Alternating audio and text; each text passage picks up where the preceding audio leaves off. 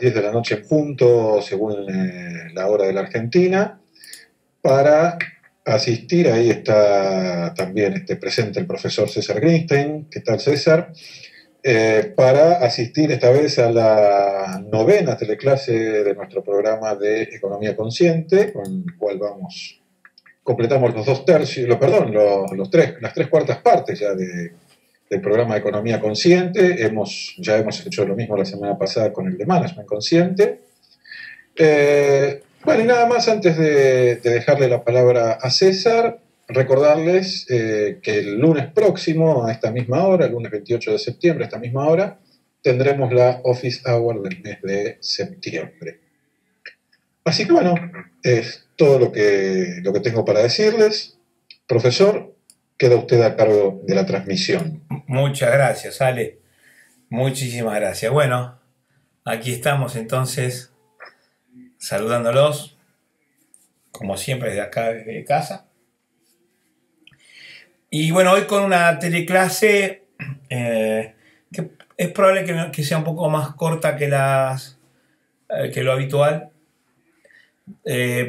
porque la presentación no es muy larga, es un poco más comprimida que lo normal. El tema es, sin embargo, un tema que vale la pena pensar, reflexionar, y que tiene que ver ya entrando en lo que a mí me gusta llamar la economía sin engaños, o la economía sin trampas.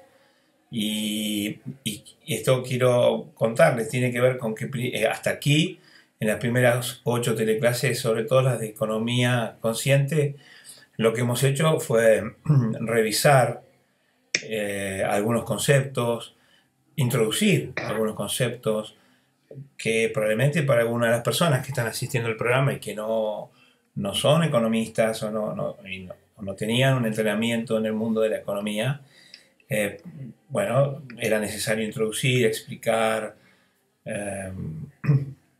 presentar. Ahora ya las herramientas de economía las hemos presentado y bueno, depende de cada uno cuánto si haya vuelto a ver las teleclases, si haya explorado por su parte, si haya, en fin, leído, estudiado un poco más. Pero asumo que las herramientas están bastante comprendidas. Y entonces con ese paradigma, con ese modelo mental, con ese mindset que hemos tratado de armar a partir de las 8 teleclases de Economía Consciente, estamos en condiciones en la teleclase 9, 10, 11 y 12 de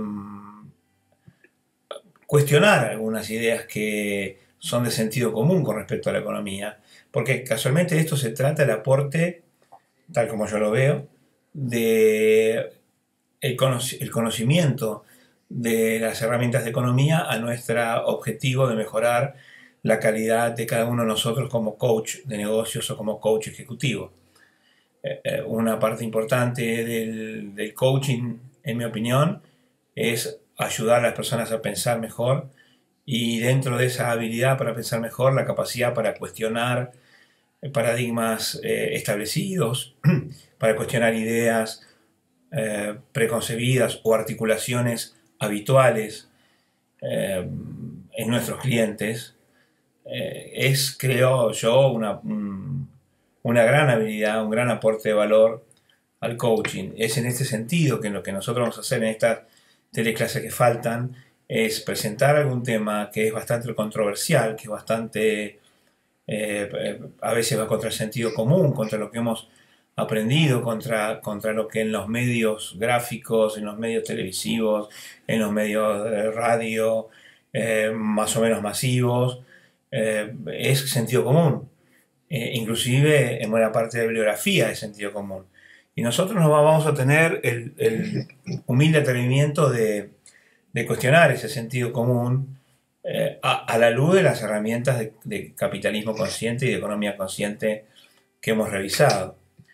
Y bueno, el primer tema que me pareció relevante presentarles es el tema de los monopolios, en el entendimiento de que la palabra monopolio es casi un monstruo para el entendimiento común de las personas que no conocen tanto de la economía, o incluso personas que conociendo economía tienen conceptos preconcebidos, muchas veces poco explorados, o sea, una cierta pereza intelectual por no profundizar un poco más y estudiar un poco más. Obviamente que esta teleclase no tiene como objetivo defender a los monopolios, ¿no? Uno no defiende, primero porque no necesita que uno lo defienda, y segundo porque son lo suficientemente poderosos como para defenderse solos. Así que tampoco yo voy a ser el defensor de, de los poderosos, ¿no? Rocky, yo no voy a ser el defensor de Rocky de los que pegan fuerte. Yo lo que quiero mostrarles es a cierta articulación alternativa para que luego reflexionemos juntos, porque cuando tengamos que intervenir en el mundo de los negocios es bueno que nosotros tengamos la capacidad esta de cuestionar algunos paradigmas, como les decía, habitualmente aceptados sin mucha reflexión. Entonces les pido que interpreten las cosas que vamos a escuchar y las cosas que vamos a conversar juntos como un entrenamiento para pensar mejor. Esa es la idea. Así que sin más, voy a hacer lo que habitualmente hago, que es apagar la cámara y comenzar con nuestra presentación. Y la presentación de hoy, entonces, en nuestra teleclase 9 de Economía Consciente, es los monopolios. Y la pregunta que nos hacemos son, ¿los malos de la película? Es decir, vamos a cuestionar si efectivamente esta idea profundamente arraigada en una abrumadora mayoría de personas acerca de la maldad o la perversidad de los monopolios en el funcionamiento de la economía es realmente así, y si no fuera así, ¿cuál puede ser el beneficio de un monopolio? Y otra vez, no como una defensa, sino como un entrenamiento para pensar con más libertad. Entonces, lo primero que tenemos que hacer es definir qué es un monopolio. Y el monopolio podría ser definido como la propiedad exclusiva de un espacio de mercado ejercida en un periodo determinado. Y aquí cada palabra tiene su significado. Monopolio implica propiedad. Es decir, el monopolio es dueño de algo. Para que haya un monopolio, esa entidad, esa empresa, esa organización, tiene que tener la propiedad de un espacio de mercado. La propiedad de un espacio de mercado. Y esa propiedad debe ser exclusiva.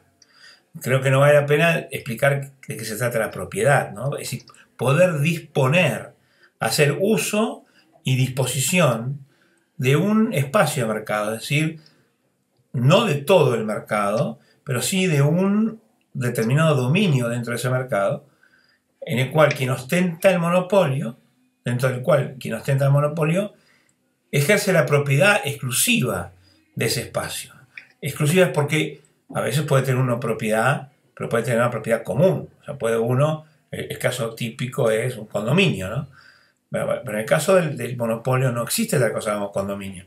La propiedad es exclusiva. El uso y disposición de ese espacio de mercado está ejercido en exclusividad por quien detenta el monopolio. Y la otra parte importante es que es ejercida esa propiedad en un periodo determinado. Y esta determinación del periodo va a tener que ver con el tipo de monopolio del que estemos hablando. Si el periodo es infinito, si el periodo no culmina, será un tipo de monopolio. Y si tiene una finalización prefijada por ley o bien por reglas del mercado, será otro tipo de monopolio. Sin embargo, la definición aplica a todo tipo de monopolio. Entonces, repito, es la propiedad exclusiva de un espacio de mercado ejercida en un periodo determinado.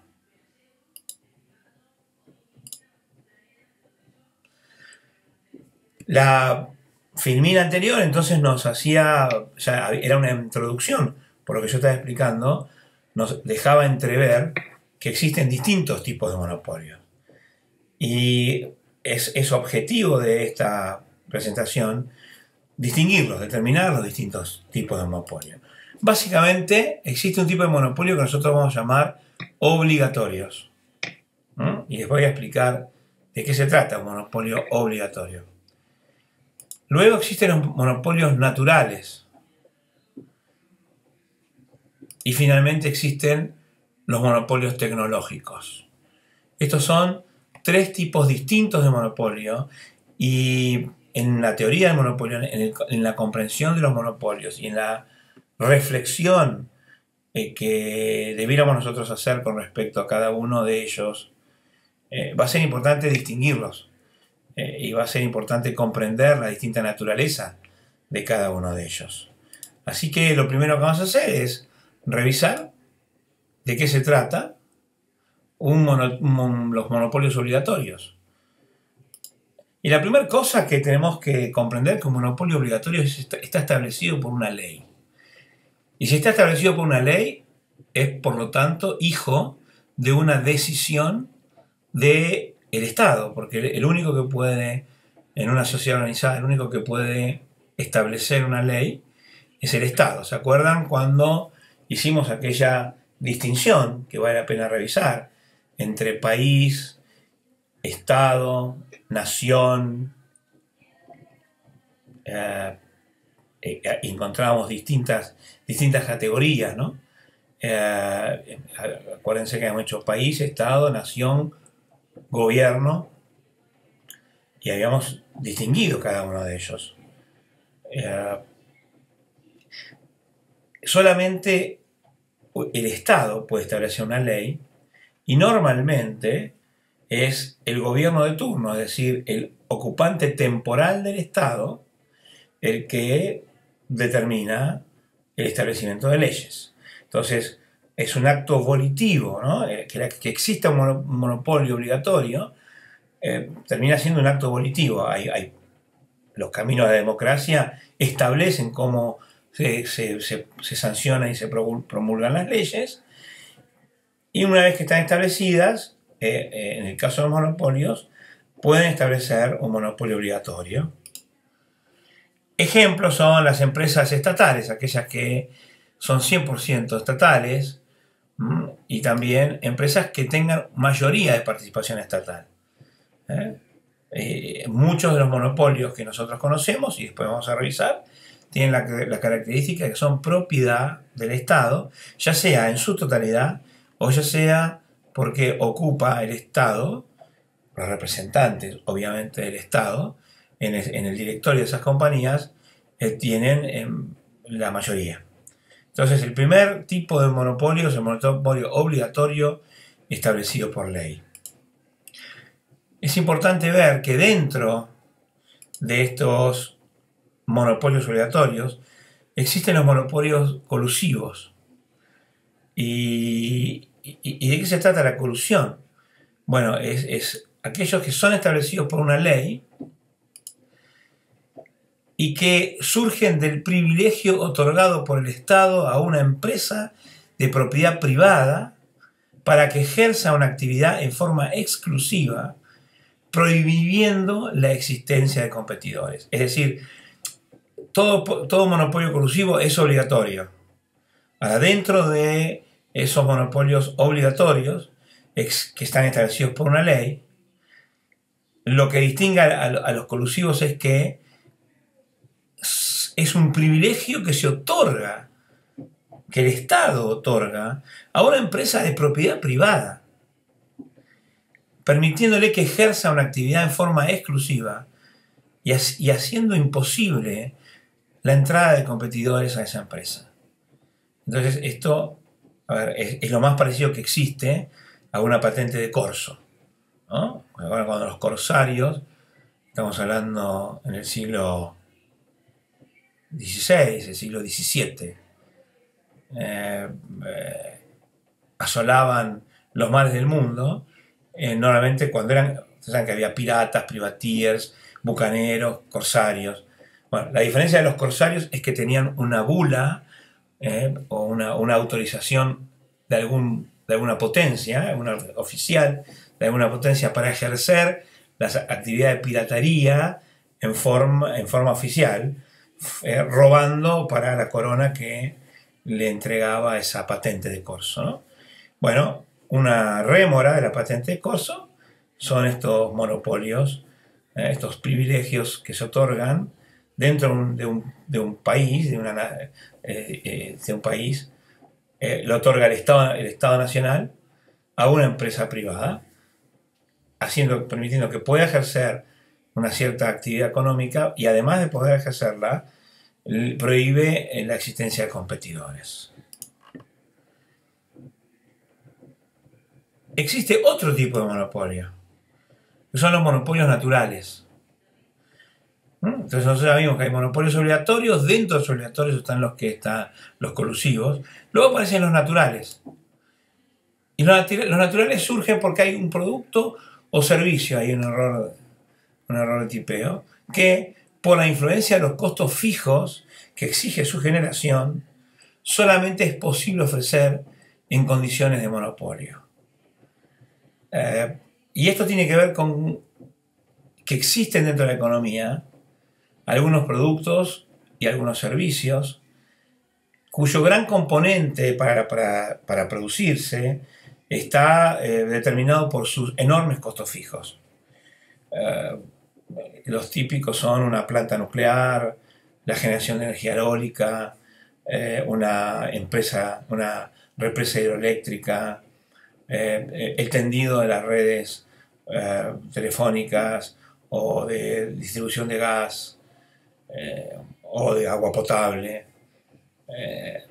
Es tan grande la estructura, la infraestructura que se tiene que generar para posibilitar la prestación de ese servicio, que es imposible, o sea, el precio sería imposible si, por ejemplo, imagínense que ustedes pudieran tener la distribución de gas que llega a su casa, la gas natural, que llega a la casa, ustedes pudieran escoger entre varios prestadores que estuvieran allí disponibles para que ustedes abrieran la llave de gas de distintas empresas, ¿no? Como si en su casa tuvieran no un medidor de gas, sino 5 medidores de gas, y dependiendo del precio que les ofrecen, ustedes podrían utilizar el gas de uno u otro. Esto es una locura porque cada uno tendría que llegar con una red, con el tendido de una red, con la distribución de esa red tal vez a veces de miles de kilómetros de bombeo y de gasoductos, etc.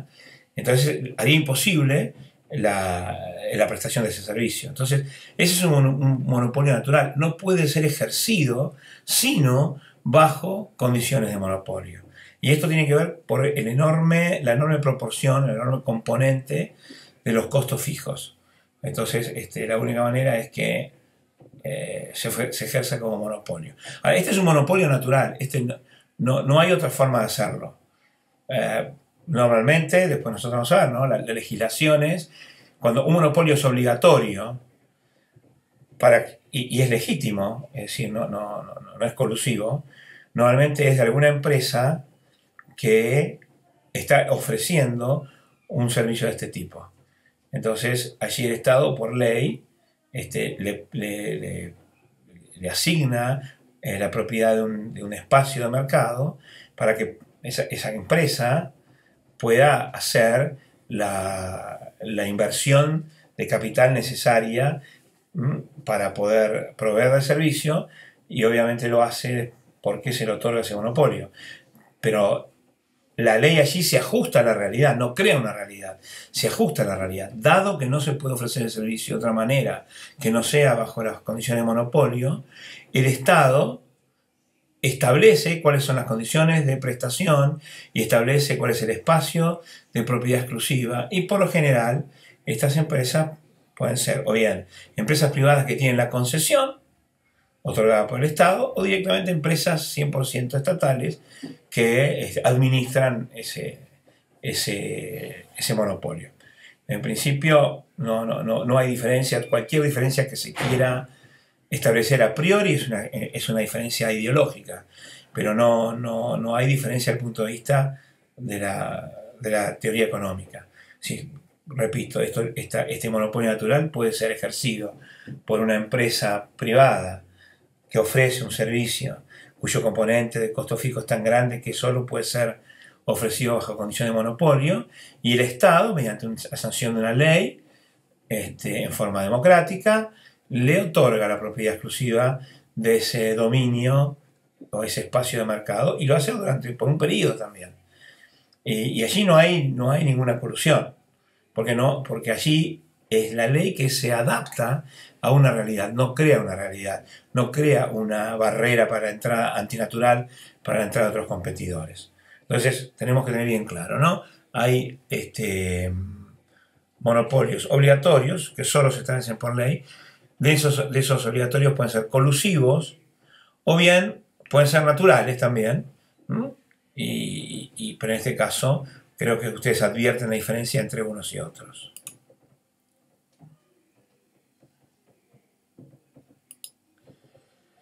Y existe un tercer tipo de monopolio, que son los tecnológicos. Los tecnológicos no están establecidos por ley, sino que surgen como resultado de la invención de una tecnología particular. Como consecuencia de que surgen como resultado de la invención de una tecnología, es decir, que una empresa, un individuo, un grupo de personas descubre ya sea un nuevo espacio de mercado, es decir, una nueva posibilidad de oferta, un producto que no existía, un producto diferente, un servicio diferente, y entonces lo crea ese producto y es dueña de esa idea, o bien descubre una manera de producir ese bien o servicio que ya existía en el mercado, pero de una manera más eficiente, con ahorro de costos, es decir, con un proceso de producción más eficiente, y por lo tanto obtiene durante un tiempo un monopolio, porque es quien está consiguiendo las mejores condiciones, que no son iguales al resto de la competencia. Es decir, son monopolios de su propio bien, de su propia tecnología. Entonces, un monopolio tecnológico surge como resultado de la invención de una tecnología en particular, ya sea, repito, para inventar un producto nuevo o para inventar una forma más eficiente de producir un producto que ya existía. Y por necesidad son limitados en el tiempo, porque desaparecen cuando una tecnología nueva reemplaza a la que dio lugar al monopolio. Es decir, al no haber ningún impedimento ni ninguna ley que proteja al monopolista tecnológico, estará siempre sujeto a la competencia, a la inventiva, a la creatividad, a la inteligencia de otros monopolistas tecnológicos que buscarán quedarse con ese beneficio extraordinario que está obteniendo quien en ese momento detenta el monopolio. Y es por eso que estos monopolios tecnológicos dan lugar a lo que en economía se conoce como la competencia monopólica.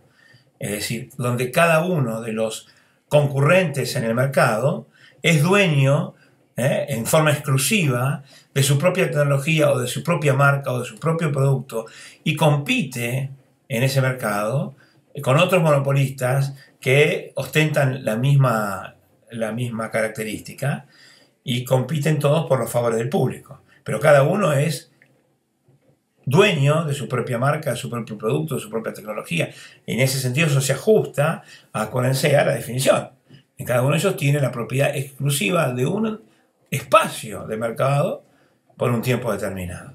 Dan lugar a la competencia monopólica y originan el proceso de destrucción creativa que ustedes recordarán, vimos teleclases atrás, y que habíamos dicho que tenía que ver con la creación o con la articulación que hacía Schumpeter del proceso de destrucción creativa del capitalismo, ¿no?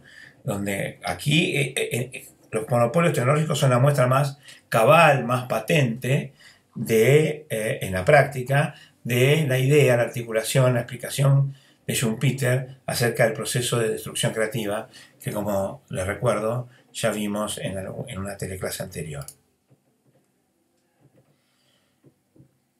Entonces, resumiendo, los monopolios pueden ser obligatorios, y si son obligatorios, pueden ser una derivación lateral son los monopolios colusivos. Pueden ser naturales. Los naturales no son necesariamente obligatorios, porque no surgen de una ley.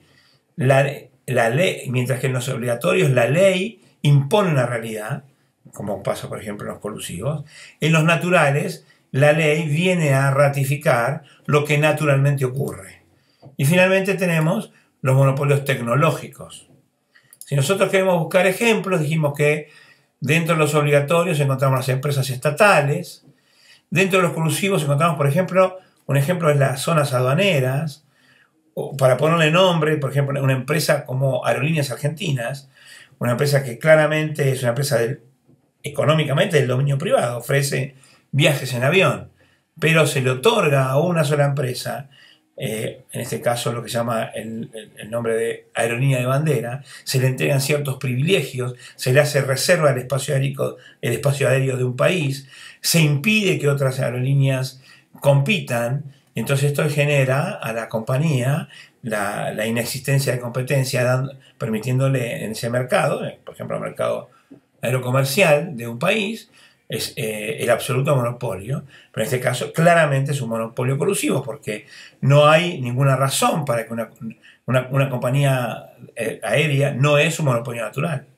No es cierto, no se cumple con la condición de que el costo fijo sea la parte más importante en la producción de su bien o servicio. Si bien una aerolínea tiene costos fijos muy grandes, no es cierto que el costo fijo sea la parte más importante en la función de producción del bien, en este caso del servicio, que es viajes aéreos.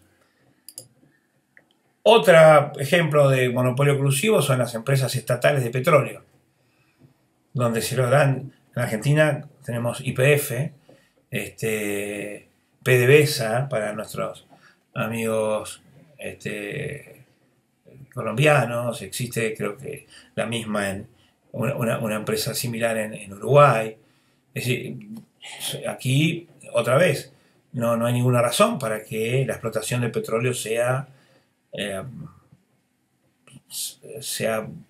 ofrecida mediante una ley en forma exclusiva a una determinada empresa, que en este caso además es una empresa estatal. Pero muchas veces también se le otorgan privilegios, por ejemplo en las zonas aduaneras se le otorgan privilegios a empresas privadas, y para que en un sector determinado las eximan de impuestos que otros competidores en otros lugares del país sí tienen que pagar. Entonces ahí vemos la diferencia de lo que son las patentes de corso, ¿no? Lo que se llama patentes de corso. Un ejemplo de monopolios naturales es la distribución de gas natural o la distribución de energía eléctrica, que no necesariamente tiene que haber una ley que entregue un monopolio.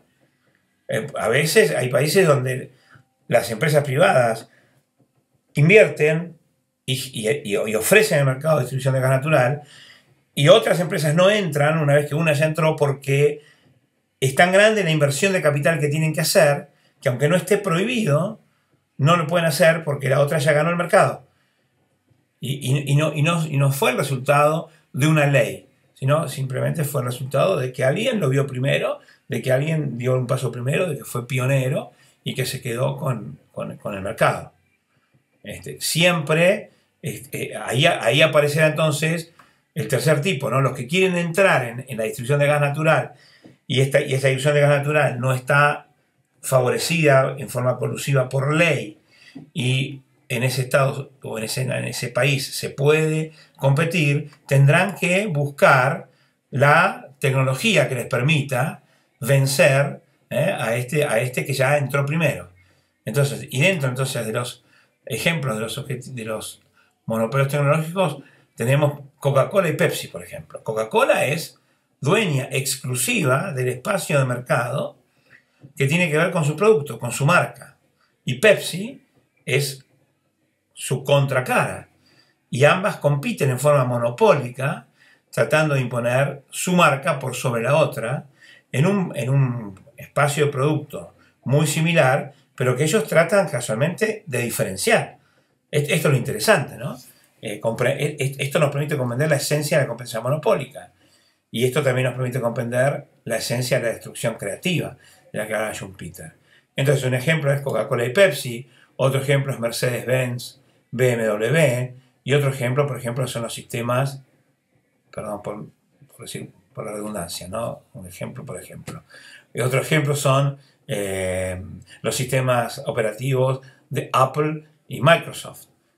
Cada uno busca imponerse en el mercado y lo busca diferenciándose de su competidor y diferenciándose tanto que se convierte en un monopolista de su propio producto, a través de la publicidad, a través de la tecnología diferente, a través del precio, a través de distintos atributos de la marca, producto y servicio que buscan diferenciarse de su competencia. Entonces aquí tenemos distintos ejemplos. Y otra vez, lo que nosotros vamos a hacer ahora, porque con esto terminamos la presentación, es abrir una conversación entre todos para ver cuáles son las preguntas que ustedes tienen, y cuáles son sus experiencias y qué es lo que ustedes creían y pensaban acerca de esta cuestión de los monopolios. Así que vamos a cerrar la presentación, vamos a volver a poner la cámara y vamos a ponernos en manos de nuestro amigo Alejandro Lomuto, quien nos irá guiando y moderando con las preguntas si las hay, o tal vez haciendo él mismo alguna pregunta. Así que Ale, te escucho. Bueno, aquí estoy, profe. Mientras espero ver manos levantadas que todavía no veo, tengo efectivamente algunas preguntas. La primera tal vez es muy sencilla. Estamos acostumbrados, por lo menos aquí en la Argentina, pero estoy seguro de que no solamente en la Argentina, a escuchar que muchas veces se llama monopolio a lo que no es exactamente un monopolio. Creo que a veces hay una cierta intencionalidad política, ¿no?, en llamar monopolio a actores que concentran una gran parte del mercado, pero no exclusiva. Sí, es cierto. En todo caso, es lo que yo decía, es competencia monopólica, ¿no?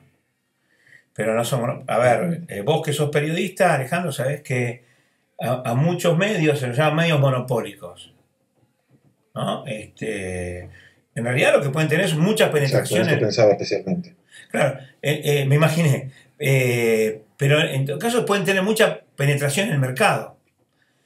Nosotros en Argentina tenemos un ejemplo de un diario, que es el diario Clarín, por ejemplo, que no sé si ahora, pero en su momento era el diario de mayor tirada de habla hispana en el mundo.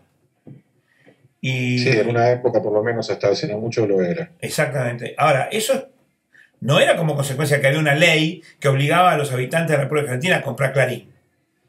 Las personas libremente iban al kiosco y cuando decían, ¿qué diario quiere? Tiempo Argentino, La Nación, La Razón, Página 12, Clarín. Las personas elegían abrumadoramente Clarín.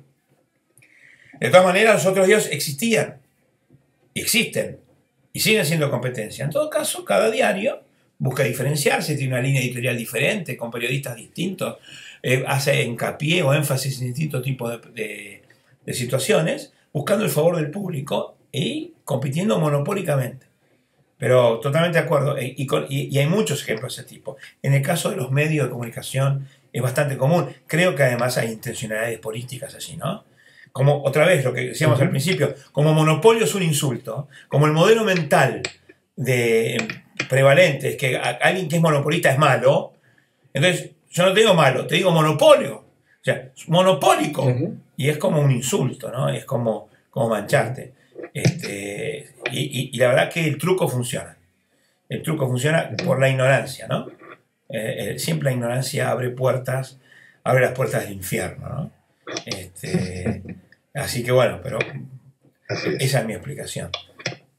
Me parece que hay una mano levantada. Después podemos seguir con tus preguntas. Sí, hay dos manos levantadas, así que por lo tanto voy a guardar para luego mi segunda pregunta. Quien primero levantó la mano fue Enrique, así que Enrique, ya liberé tu micrófono, te saludo, te doy las buenas noches y te dejo en contacto con César.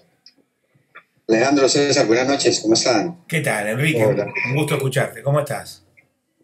Gracias, bien, por acá en el campo, por acá estoy cerca a una capital intermedia de Colombia, entonces paré el carro en el que voy y para escuchar la clase. Qué maravilla. No me digas que no es una maravilla todo eso, ¿no?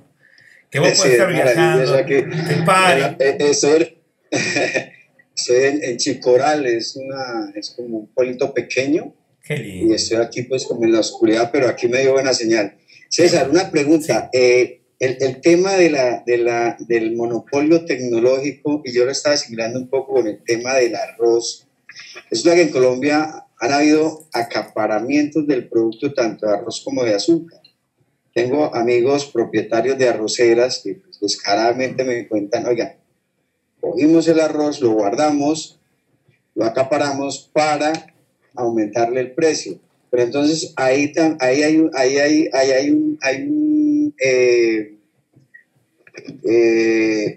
¿cómo lo llamo yo? Acompañamiento, no, como de parte del gobierno o del Estado, dejar que estas personas guarden ese producto porque tienen el monopolio del arroz y les suban el precio.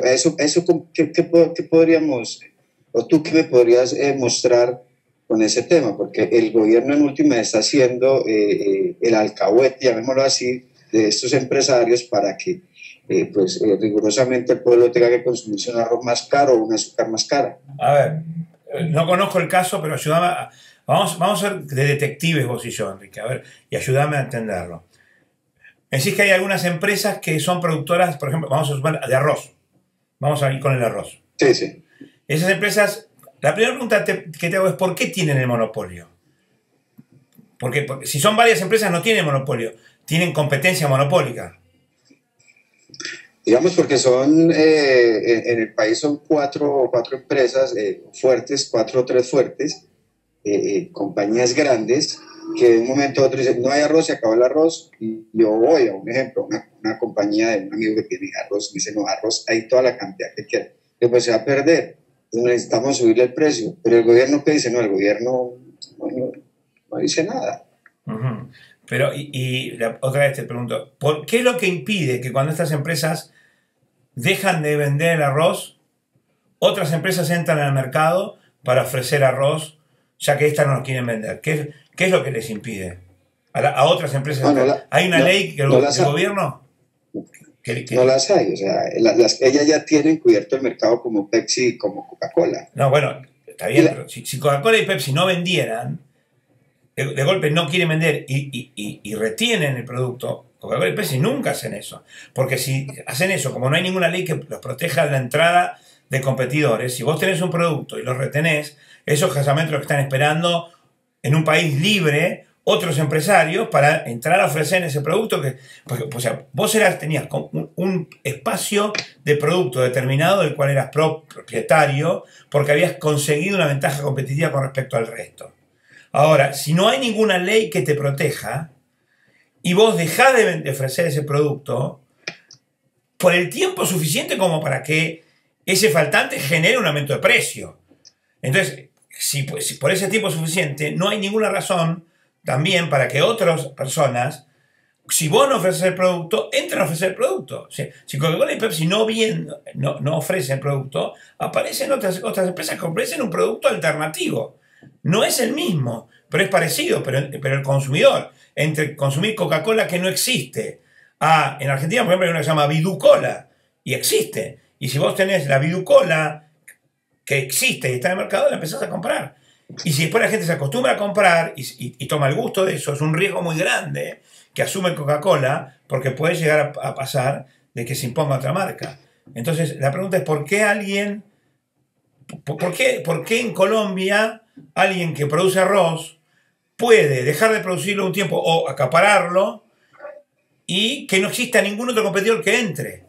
¿Qué pasa? ¿El gobierno les otorgó algún privilegio? Por ejemplo, el gobierno los protege. Ah, bueno, entonces hay protección del gobierno. Entonces ahí ese claramente es un monopolio colusivo, donde el gobierno, pues si el gobierno no hiciera nada, lo que pasaría es que existirían nuevos competidores que entrarían. O sea, a ninguna empresa le convendría acaparar el producto esperando una suba del precio, porque en el tiempo que eso se produce, la suba de precio, es también el tiempo que le permite a otros entrar y ofrecerlo. Por ejemplo, Colombia tiene países limítrofes que seguramente producen arroz. Si empieza a faltar arroz en Colombia y en Ecuador se dan cuenta, lo que hacen inmediatamente es, va a haber ecuatorianos que van a exportar arroz a Colombia. Si no hubiera fronteras, si no hubiera las leyes proteccionistas. ¿Y quién pone esas leyes proteccionistas?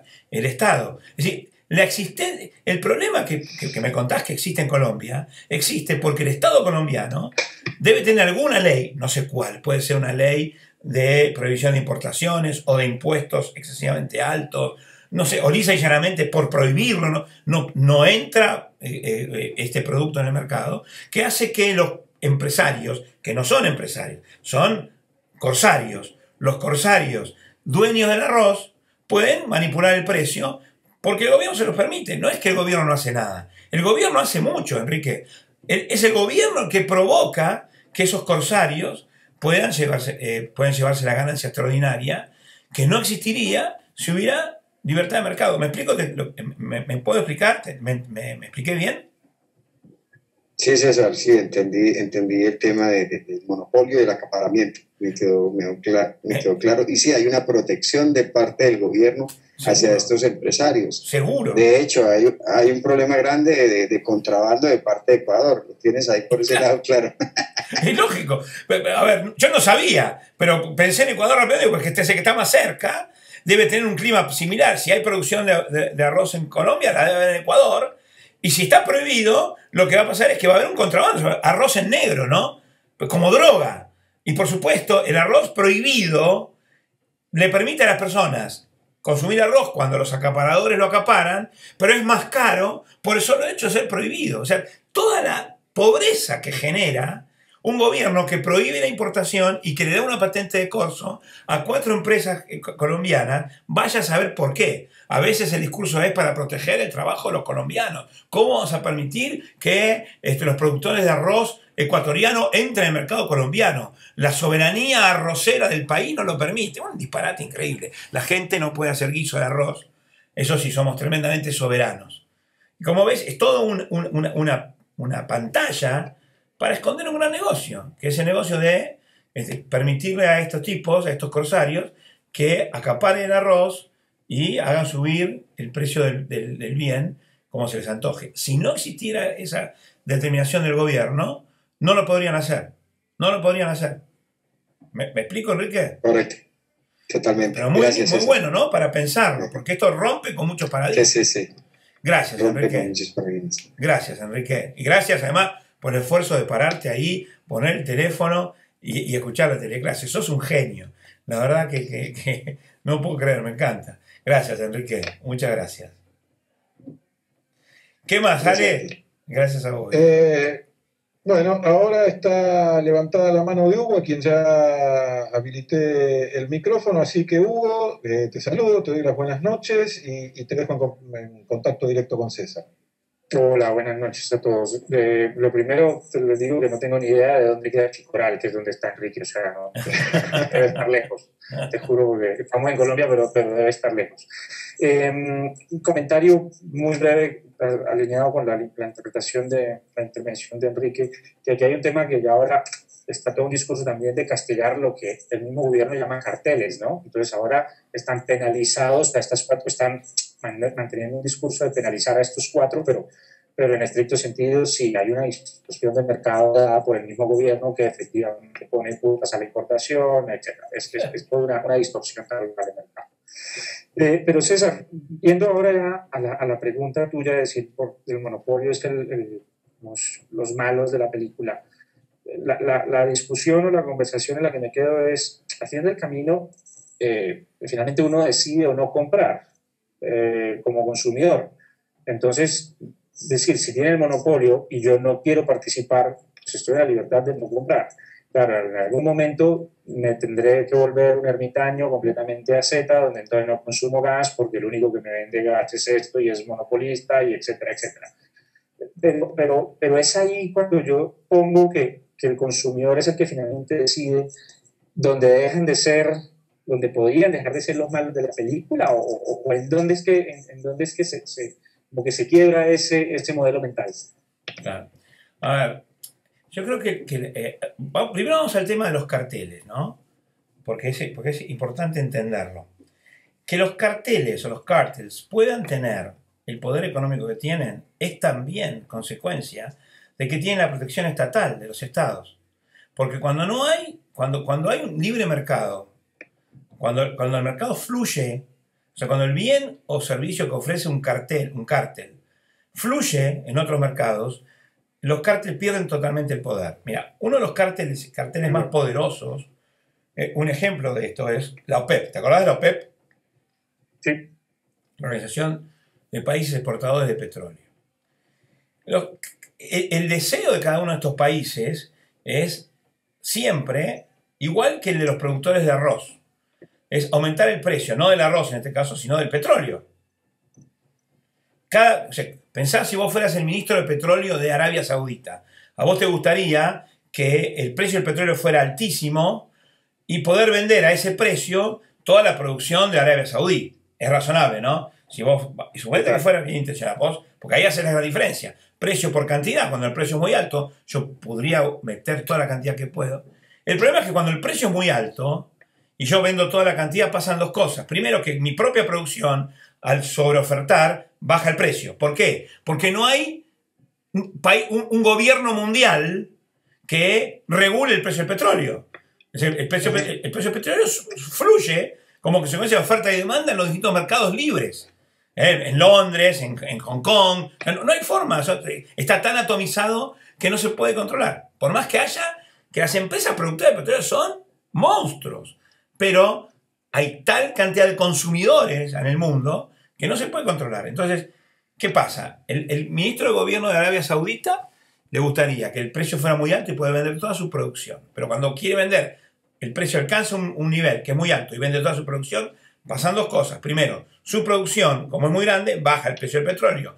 Pero además, el precio alto del petróleo hace que los otros países productores del petróleo, a ese precio, estén dispuestos también a producir mucho más. Porque piensan igual que el de Arabia Saudita. Queremos vender a ese precio. Entonces todos, cuando el precio sube mucho, todos producen más. ¿Y qué pasa? El precio baja. Es lógico, ¿no? Hasta ahí me seguís, ¿no es cierto, Hugo? Sí. Entonces, ¿qué es lo que hicieron? Sí, inventaron un cártel. Pero el cártel es una ridiculez. Porque durante, sobre todo en la época de los años 70, se reunían los 5 o 6 países miembros de la OPEP. Cada uno con su ministro de producción. Entonces, ¿qué es lo que buscaban en el cártel? Ponerse de acuerdo de mantener una cierta cuota de producción. No podían ponerse de acuerdo de mantener un precio. ¿Por qué no podían? Porque ellos no podían fijar el precio. Lo que podían fijar era la cuota de producción. Entonces, miraban cuál era el precio que les convenía más, la necesidad, precio, costo y demás, precio, demanda, etc. O sea, bueno, a este precio podemos vender, entonces, X cantidad. Y se asignaban cuotas. Entonces, para Arabia Saudita tanto, para Kuwait tanto, para Venezuela tanto y así. Entonces, llegaban a un acuerdo, lo firmaban. ¿Y qué es lo que pasaba después? Como no había barreras, como no hay barreras, todos salían corriendo a hablar por teléfono a sus respectivos países, diciéndole a los productores que produjesen 10 veces más de lo que se habían comprometido a producir. ¿Por qué? Porque todos esperaban que los otros cumplan el acuerdo y ellos no cumplían el acuerdo. Entonces, si los otros cumplían el acuerdo y ellos no cumplían el acuerdo, el precio del petróleo iba a estar alto y cada uno conseguía, el sueño era conseguir ese beneficio extraordinario. Pero como todos hacían lo mismo, lo que pasaba era increíble. Después de una reunión de la OPEP, en lugar de subir el precio del petróleo, bajaba el precio del petróleo.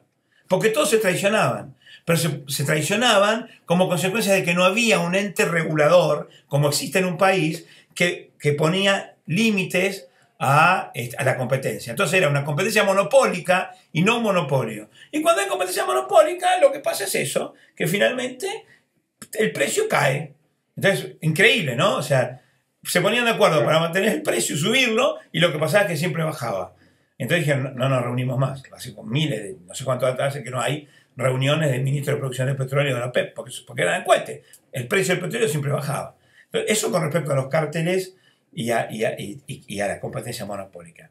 Con respecto a si es el consumidor el que finalmente determina si son o no los malos de la película, no me cabe duda, porque vamos al ejemplo que vos ponías de que corro el riesgo, si no quiero comprar, me corro el riesgo de ser un asceta o un ermitaño. Pero eso en realidad no pasaría, salvo que vos tuvieras la determinación de hacerlo.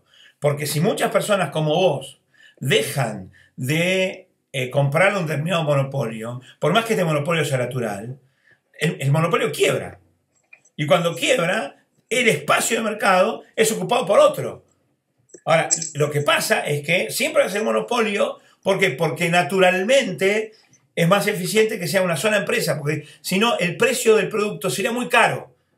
Si cada empresa que llega a tu casa con gas tuviera que afrontar, para que haya 5 empresas tenían que afrontar el costo de distribución. ¿Te imaginas, no? Y después cada una tendría un chorrito de gas. Pero para que vos puedas elegir. Pero el costo de estructura es tan grande que si después solo venden ese chorrito de gas, se funden. Así que finalmente siempre va a quedar una. Ahora va a quedar la que la gente elija más.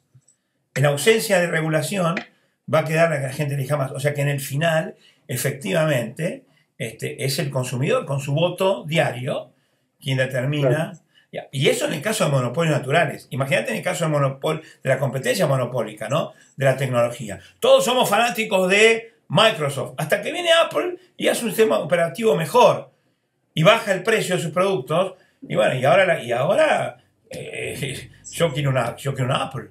Porque cuesta más o menos lo mismo. Y resulta, si además invierten inteligentemente en diferenciarse su marca, su estrategia y lo que fuera, pero eso es competencia monopólica, es el consumidor que con su determinación determina, con su elección determina beneficios y pérdidas de la competencia monopólica, siempre y cuando no exista una revolución estatal. Porque esa competencia se termina el día que un Estado determina que aquí, como por ejemplo pasa en Argentina, los productos de Apple no pueden entrar. Por ejemplo, el iPhone no entra. Entonces, como no entra el iPhone, le dieron una patente corso a todos los que no son iPhone. ¿Qué es lo que pasa? Entran de contrabando. Y valen 2 veces y media más caro que lo que vale, por ejemplo, en Chile. Los chilenos viajan a la Argentina con 2 iPhone en el bolsillo y se pagan todo su viaje y su estadía en un hotel de lujo. Así de ridículo es el resultado, porque alguien se da cuenta que ese espacio de producto no está ocupado y entonces compite monopólicamente trayéndose 3 iPhone. Pero es competencia monopólica. Yo soy el monopolista de mis propios 3 iPhone que me llevo a la Argentina, donde la Argentina no está permitido. Ahora, si esa persona no consigue que se lo compren, se va a tener que quedar, no sé, ¿cómo va a hacer para pagar el hotel? Va a ir preso por no poder pagar el hotel. Se irá del mercado. Claro. Así que en el final sí, siempre es el consumidor el que, en ausencia de violencia y en ausencia de regulaciones. Si no, es el Estado que determina la dirección de los recursos productivos, otorgando patentes de corso, quedándose con la propiedad de algunas empresas, nacionalizando, por ejemplo, en Argentina, Aerolíneas Argentinas o YPF, etc. ¿Me explico, Hugo? Sí, totalmente claro. Claro, muchas gracias. Gracias a vos, viejo. Y estoy seguro que cada uno de las personas que me escuchan lo traducirán a la realidad de sus propios países, ¿no? Yo trato de ser cuidadoso con esto, cuento lo que más sé, que es los casos de la Argentina, pero estoy seguro que en Venezuela debe pasar una cosa parecida, y en Colombia también, y en Uruguay también, y en Chile y lo mismo, y en cada país donde existen leyes que otorgan privilegios, surge un monopolio colusivo. Siempre, o sea, no hay forma de que eso no ocurra. Es así. Gracias, Huguito, muchas gracias, viejo. ¿Qué más, Ale? ¿Hay alguna pregunta más? No hay más preguntas. La que yo tenía, de alguna manera, fue planteada por los comentarios de Enrique y de Hugo, así que podemos, me parece, si no hay más preguntas, estaríamos en condiciones de levantar. Repito, antes de terminar, que el lunes próximo, 28 de septiembre, a las 10 de la noche, hora de la Argentina, tenemos la Office Hour del mes de septiembre. Y si te parece, César, habilito todos los micrófonos. En realidad el único que queda por habilitar es el de Vicky. Sí. Ya está habilitado. Por favor. Para despedirnos. Sí, sobre todo por si hay alguna pregunta de último momento, alguna pregunta en el estribo, ¿no? Si es que la hay, me gustaría escucharla. Y si no, efectivamente estaremos allí para saludarnos. Estamos hasta acá, muchachada. ¿No quedan preguntas? ¿No quedan dudas? No de mi parte. Yo estoy hasta acá, estoy bien. Muy bien, entonces sí.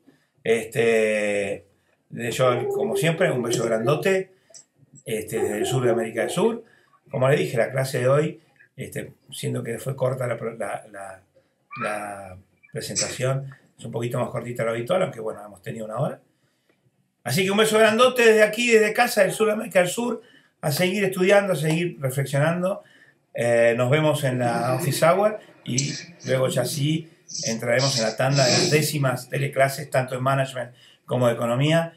Y las próximas economías van a tener también la particularidad de ser todavía bastante... Con los monopolios parece que no tuvimos tanto problema, no pareció que finalmente eran tanto los malos de la película, pero las próximas que vienen van a ser todavía más disruptivas, porque vamos a hablar de el chantaje, o sea, el blackmail, vamos a hablar de los usureros, vamos a hablar de los revendedores, vamos a hablar de la prostitución, de los proxenetas, en fin, se vienen temas divertidos y contradictorios y controversiales.